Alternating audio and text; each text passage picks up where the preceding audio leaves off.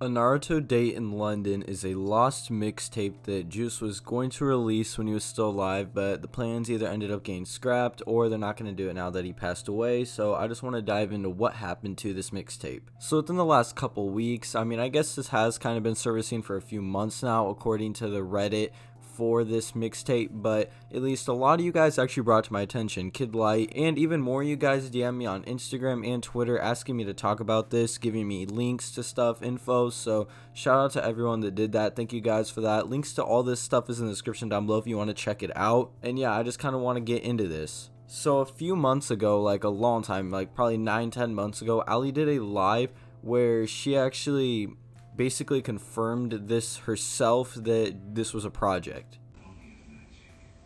A Naruto Date in London, and he wanted to go ahead and just put. He didn't just do that. Yeah, but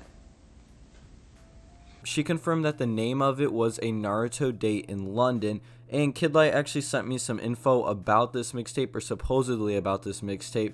The mixtape was supposed to be just filled of love songs about Ali, so my guess might be like stuff like Forever Love was going to be in this tape.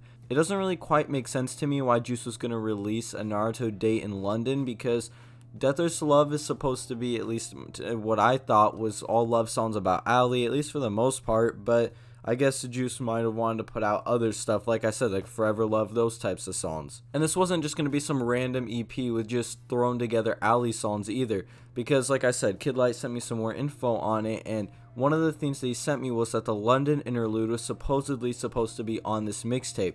So it's not like it was just going to be randomly thrown together Ali songs. Like, there was definitely going to be a story surrounding it. This is honestly just one of the many mixtapes that we'll probably never get now, which sucks. Juice had so much in the works, and it honestly sucks so bad to see that we're not going to get any of this stuff. We literally could have gotten Yacht World, Evil Twins, Slime World. If the collab tape with Trippy was real, we could have got that. We could have got a Naruto Date in London, Outsiders. There just would have been so much more playing for Juice's legacy and just what he was going to put out than like what we ended up getting for just Legends Never Die. And I'm not going to go out and just hate on that album, because it's got to be hard to release a project after someone passed away, but it just sucks that we missed out on all of these projects. Something I do want to say also, I think a main reason a lot of this stuff didn't release while Juice was still here was just because of actual business and label not letting Juice just drop whatever whenever. If you guys don't remember, Outsiders was supposed to drop on Juice's birthday in 2019, so December 2nd, but it didn't. They only ended up dropping the Let Me Know freestyle on like Apple Music and Spotify. Well, a reason for this, I think, Bibby actually confirmed in one of these interviews where they asked him if Evil Twins was ever supposed to happen.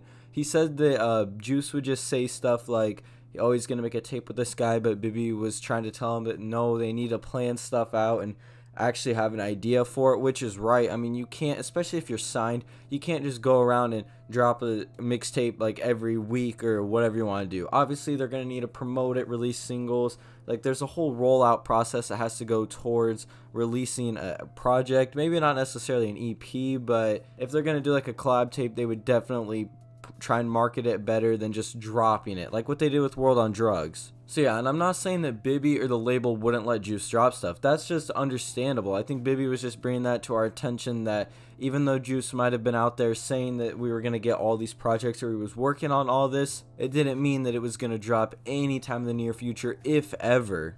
Well, was there supposed to be a project with Ski Master Slump God called Evil Twins?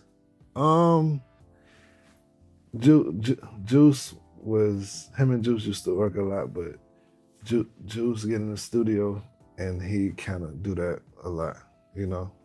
Like, he get in the studio with somebody he like a lot, and he'd do like 50 songs with him and like, oh, we gonna do this, we gonna put out a project. But, you know, I gotta kind of, you know, Or reel him in a little bit. or like, you know, we gotta map it out for real. Yeah. We can't just be doing stuff without having a real plan, you know? Because Bibby even says in this interview that Juice would just make a whole bunch of songs with one person and then say that they had a tape together, which probably just meant that they had enough music together to make a tape. I think for sure Juice and Ski were working on Evil Twins, but Scheme actually said they didn't end up finishing it. And I also think that Juice and Thug were working on Slime World. I really think Bad Boy was going to release as a single for Slime World. I think that's what Juice's plan was for that, but obviously that didn't end up happening. And I'm not trying to hate on Bibby, the label, anything like that. Like I already said, these guys are just doing their jobs. They obviously have to plan and roll stuff out. So it's nothing that I'm saying go hate on them for. I'm just saying this is probably why we didn't get this stuff when Juice was still here. It honestly sucks that we're not going to get this stuff, because I don't think we're going to get any collab projects, or we're going to get this tape, which the collab projects make sense. And I mean, I could still see them releasing this tape maybe if they would have stuck with Juice's outline. That's honestly what I really wish would have happened. They just would have tried to stick as closely as possible to the stuff that Juice still had put together when he passed. I wish they would have tried to fulfill that stuff instead of just taking songs off of it and moving it around. And also, I do want to point out that Ali and Bibby aren't always the most trustworthy sources. They always change their answers a lot. Obviously, they don't really tell us anything inside info wise anyways, so there's just a lot going on with that. So you really just have to take all this info with a grain of salt. I don't think Ali was lying about this mixtape at all, but I'm just saying the stuff that Bibby was talking about in that interview and stuff like that, you just gotta take it with a grain of salt, because there's been many times where they have not told the truth. And I'm not saying that they lie all the time, because there is instances where they are telling the truth, but I just want everyone to be aware that not all this information might be accurate. But that is basically everything we know about A Naruto Date in London. We're probably never going to get this mixtape, but I don't want to say never, because we might still end up getting it. Or what could also happen is like how Outsiders leaked. Maybe this mixtape would eventually leak in the future, or we would just get an official track list that Juice had for the songs. But yeah, like I said, the London interlude was most likely on this, and I think like stuff like Forever Love maybe could even have been on this. But that's all for this video, guys. If you are new here, please make sure to leave a like, comment, and subscribe. Thank you guys for the support lately. We're super close to 12,000 subscribers, so if you're new here, please subscribe.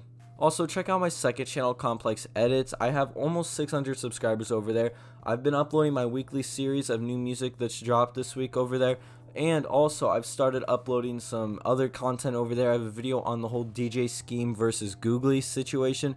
Googly is one of the main Juice WRLD leakers. If you want to check that out, link to that channel is in the description down below. Make sure to check out my Instagram, Complex Productions 999, my Twitter, Complex Discuss, and a link to my SoundCloud. I've been updating my fans music playlist, and I have a new playlist for the month of February. Link to everything's in the description down below. Thank you guys for watching and supporting, and we'll see you in the next video.